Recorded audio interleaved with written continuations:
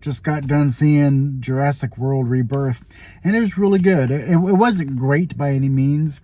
There was a few too many characters because anytime there's a movie like this, not just a dinosaur movie, but any movie where there's monsters, a killer, or just whatever, you're always trying to figure out, well, who's gonna win, who's gonna survive. And if it's a slasher movie, it's like, okay, well, which one or maybe two people will survive. The Jurassic Park / World movies, there's always been way more survivors. In the first one, just a couple people died, and most of them, just a few people died. I think the death toll got a little bit higher in the last three.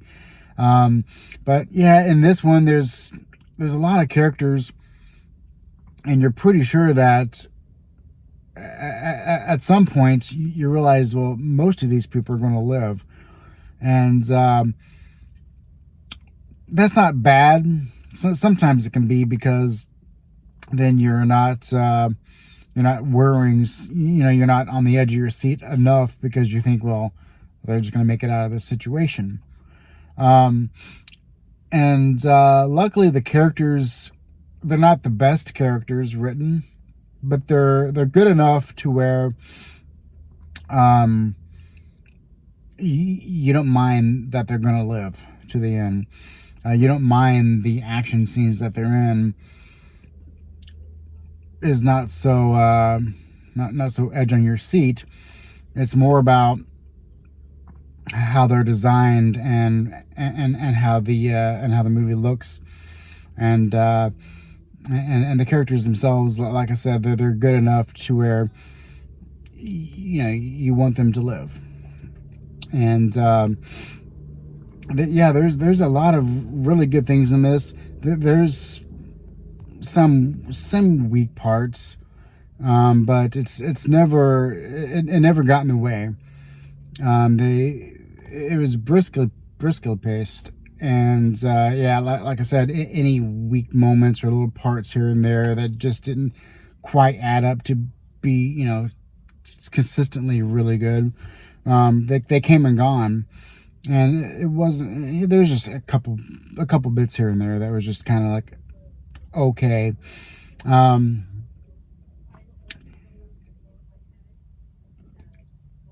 I can see where people will dislike this. A lot of it's going to be like, oh, it's the same thing. It's people on an island. And this movie even explains why so many of them are on islands.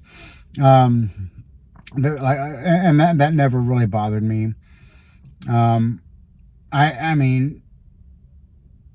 It's going to be natural that most Jurassic Park type movies like this are going to be on an island.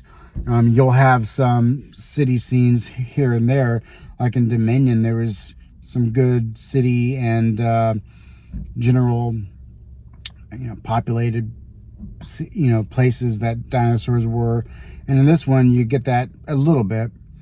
But I do not mind that it's an island. I thought they really utilized the island in this, not so much for the dinosaurs, but there's a lot of scenes where there's just different creatures roaming around, and different settings, like scaling down the side of a cliff, or like underground tunnels, or just different water scenes. Just so visually it was good when the dinosaurs were not on the screen, and when the dinosaurs were on the screen, they acted differently. They were there more, not just to provide kills, which there's some decent little deaths in this one, but they're there to really show how the animals are kind of getting along on the island by themselves. And I thought the movie did a really good job of just showing how things are happening on this island. Is there things that you can question? Sure, but I mean, it's a popcorn movie. It's not trying to be a Best Picture winner or nominee in the slightest. Um, it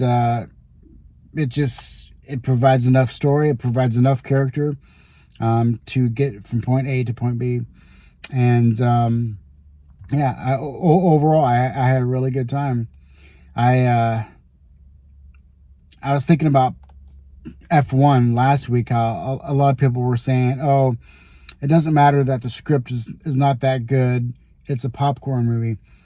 No, F1 was trying to follow in the footsteps of Top Gun Maverick, and it was made to be more of a Best Picture nominee type of movie, but it was poorly written. So when you get to something like Jurassic World Rebirth, sure, it's not the best written screenplay of all time. There's moments that feel a little forced. There's things that maybe don't quite add up, but in the end, it knows that you shouldn't dwell too much on everything, and you should just. I mean, it's there to provide good visuals and good action scenes, and not so much, be a perfect story when it comes to everything making total logical sense. That quite a bit different from last week to this week, because at least in Jurassic World Rebirth, not everything is just completely given to you on the screen. There is still some good mystery in the script, wondering how characters are going to interact with one another. So, yeah, from a script standpoint, it is better than F1. Even though it's not going to win any awards for its script, it's still better because, like I said about F1,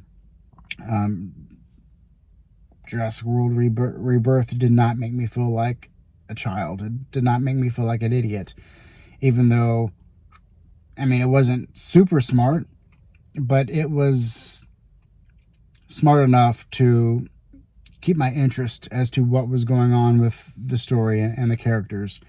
And there's going to be things that people can easily pick apart, I think, if they go into this wanting to be negative towards it. But me and the audience that I was with seemed to just like what it was doing. It succeeded for the most part in what it was trying to do, and I really enjoyed it. It's somewhere in the middle as far as if I was to rank all the Jurassic Park movies, it's probably somewhere right in the middle. But I will definitely watch this again. It will be something I buy, and